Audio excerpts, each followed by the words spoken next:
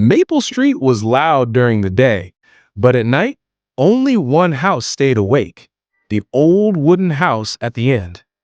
Inside lived Ethan Brooks, a 20-year-old working two part-time jobs, and his mother, Grace Brooks, the kind of woman who could light up an entire room with a single smile.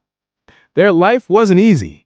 Bills stacked on the table, roof leaking every winter, and an empty refrigerator more often than not. But Grace always said, "We may not have much, Ethan, but we have each other, and that's enough." Ethan believed her until the night everything changed. One cold November evening, Ethan returned home late. The house was strangely quiet. No smell of coffee, no soft humming from the kitchen. Only silence. He walked to the bedroom and found his mother sitting on the floor, clutching her chest. Her face pale, her breath short, her hands shaking. "Mom, talk to me." But she couldn't. Ethan rushed her to the hospital. The emergency lights burned his eyes, but not as much as the doctor's words. "She has a critical heart condition.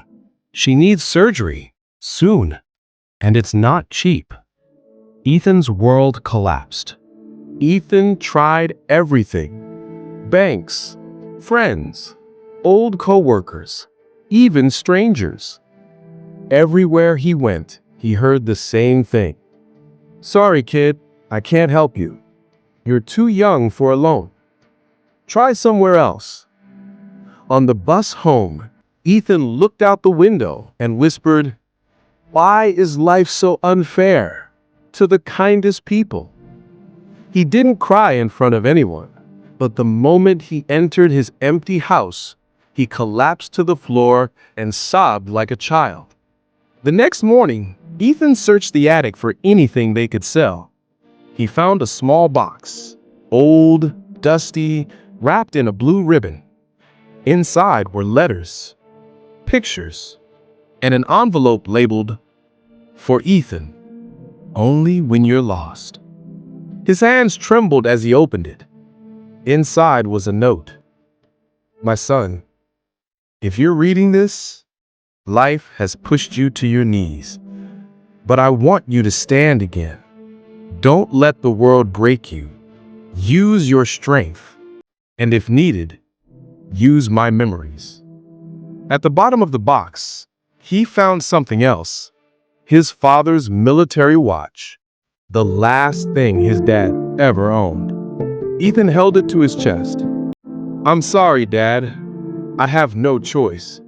Ethan sold everything he had. His laptop, his phone, his TV, even the watch. He walked back to the hospital with only one thing in his pocket: hope. He handed the money to the doctor. "Please, save my mom." The doctor nodded and rushed away. And then, hours of silence. The lights in the hallway flickered as the surgeon walked out.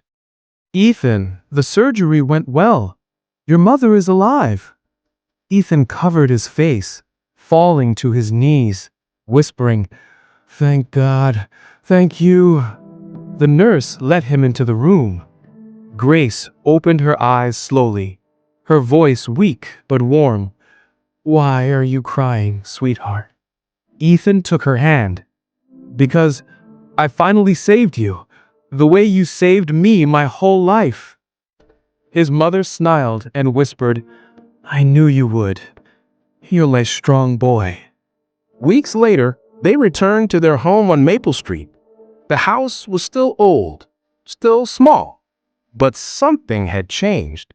It wasn't dark anymore because the light inside, their love, was brighter than ever. Ethan worked harder than before, saving money little by little. He didn't complain. He didn't quit. Because now he knew something. When you save someone you love, your own heart becomes stronger. Some nights, Ethan sits on the porch watching the town lights fade, and he says softly, "I'll keep this house's light alive for as long as I live."